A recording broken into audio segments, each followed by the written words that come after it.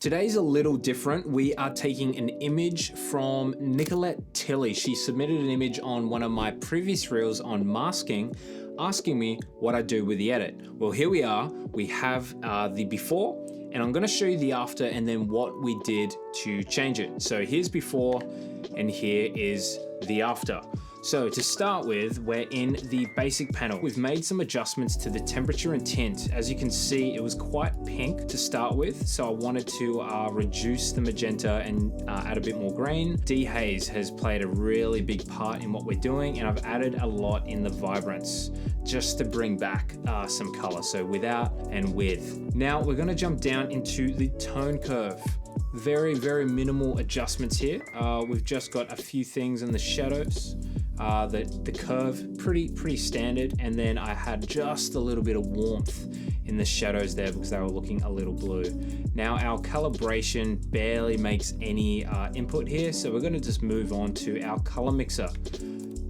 We make some significant changes here. What was going through my mind? I was wanting to make it a little bit more cohesive. So my reds became oranges kind of a bit more towards reds.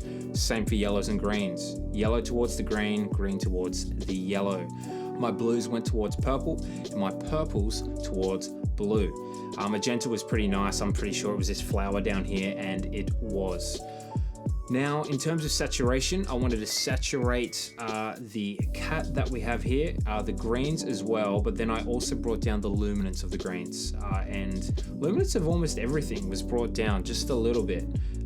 So before and after, I was feeling that it was a little bit cool on the cool side. So in the color grading, I wanted to warm it up just a little bit. So I had my shadows and my highlights in some warm areas to warm this image up.